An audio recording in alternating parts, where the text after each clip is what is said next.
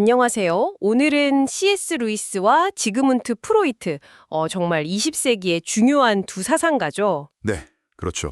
이 두 분의 삶과 사상을 좀 깊이 들여다보는 시간을 갖겠습니다. 아멘드 니콜라이의 책 루이스 대 프로이트를 주로 참고할 텐데요. 네, 그 책이 아주 흥미로운 비교를 제공하죠. 맞아요. 신, 사랑, 또 고통, 죽음 같은 아주 근본적인 질문들 있잖아요. 네네. 여기에 대해서 유실론자 루이스와 무실론자 프로이트가 얼마나 다르게 답하는지 그걸 한번 따라가 보려고 합니다. 한 명은 우리한테 철 좀 들어라 이렇게 말하는 것 같고 다른 한 명은 아니다, 깨어나야 한다 이렇게 말하는 것 같고요. 이분들 각자의 삶이 또 그 주장을 어떻게 뒷받침하는지 혹은 어쩌면 약화시키는지도 같이 보시죠. 네, 니콜라이 책의 장점이 바로 그거죠. 그냥 이론만 딴 나열하는 게 아니라 그 이론이랑 실제 삶이 어떻게 연결되는지 때로는 좀 모순되어 보이기도 하고요. 그런 걸 잘 보여줘요. 그렇죠. 프로이트는 종교를 어릴 때 느꼈던 그런 무력감, 여기서 나온 환상이라고 봤어요. 뭐랄까 이상화된 아버지상 같은 거요? 아, 초인 같은. 네. 반면에 루이스는 이 우주나 우리 마음속의 도덕률, 여기서 아주 명백하게 어떤 지적인 존재의 증거를 본 거죠. 배경부터 좀 흥미로워요. 프로이트는 그 어릴 때 유모한테 카톨릭 영향을 좀 받았다고 하던데 네, 아주 잠깐이지만요. 근데 나중에는 그 철학자 브렌타노 밑에서 공부하면서 확고한 무신론자가 되죠. 아버지와의 관계도 좀 복잡했다고 하고 또 그 반유대주의 경험 같은 것도 영향을 미치지 않았을까 뭐 그런 이야기도 있고요. 그렇죠. 오이디푸스 콤플렉스 이론이랑 연결해서 보기도 하고요. 근데 재밌는 건 루이스는 완전히 반대 길을 걸었다는 거예요. 아, 맞아요. 젊었을 때는 오히려 무신론자였죠.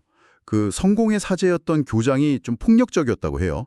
그런 경험도 있고. 아, 그런 경험이? 네. 그리고 스승이었던 코크 패트릭 영향으로 기독교를 그냥 다른 신화랑 비슷하게 보기도 했고요.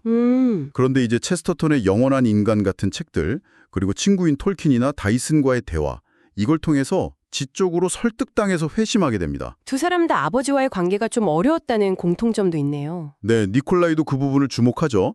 이게 초기 세계관 형성에 어떤 식으로든 영향을 줬을 수 있다고 조심스럽게 이야기하고요. 역시 제일 큰 질문, 신은 존재하는가?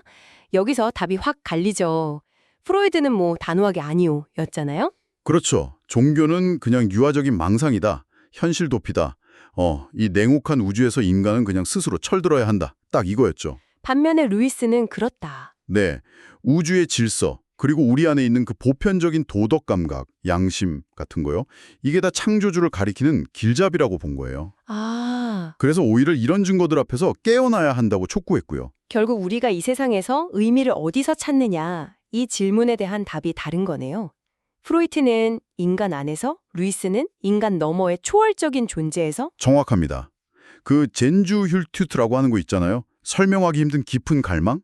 네, 들어봤어요. 두 사람 다 이걸 느꼈다는 점도 참 흥미로운데 해석이 완전히 달랐어요.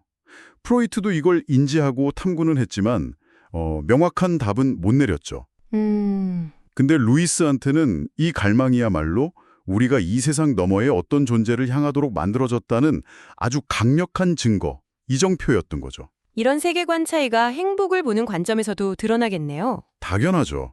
프로이트는 그냥 현실 원칙에 충실하면서 뭐랄까 제한된 만족 속에서 행복을 찾으려 했다면 루이스는 진짜 행복은 결국 초월적인 존재, 즉 신과의 관계에서 온다고 믿었던 거고요. 삶의 고통 그리고 죽음이라는 문제 앞에서 이 두 사람의 태도는 더 갈리는 것 같아요. 네, 정말 극명하게 드러납니다. 프로이트는 구강암으로 정말 오랫동안 고통받았고 또 사랑하는 딸 소피, 손자 하이넬레를 잃었잖아요. 아, 너무 힘들었겠네요. 네, 그래서 깊은 우울감, 죽음에 대한 공포에 시달렸다고 해요. 결국에는 상당히 염세적인 태도를 유지하다가 안락사를 선택했죠. 루이스도 근데 고통이 만만치 않았잖아요. 어머니도 일찍 여의고 아내 조이도 암으로 떠나보냈고. 맞아요. 큰 고통을 겪었죠. 그런데 그는 고통의 문제 같은 책에서도 썼듯이 신앙 안에서 그 의미를 찾으려고 애썼어요. 고통 자체는 악의 결과지만 그렇죠. 하지만 신이 그걸 선하게 사용할 수 있다. 우리의 주의를 끌기 위한 뭐랄까 확성기 같은 역할을 할 수 있다고 본 거죠. 죽음을 앞둔 모습도 참 달랐다고요. 네.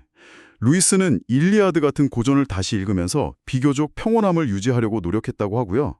반면에 프로이트는 마지막 순간에 발자쿠의 나귀 가죽, 원제는 파멸의 가죽인데 이걸 읽고 있었다는 게 참 시사하는 바가 크죠. 결국 프로이트의 유물론, 그러니까 눈에 보이는 물질 세계가 전부다. 이런 관점하고 네. 루이스의 영적 세계관, 그러니까 눈에 보이지 않는 영적인 실제가 있고 그게 더 근본적이다.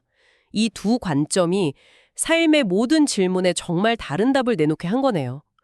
이걸 듣는 여러분은 어느 쪽 설명이 좀 더 마음에 와 닿으시나요?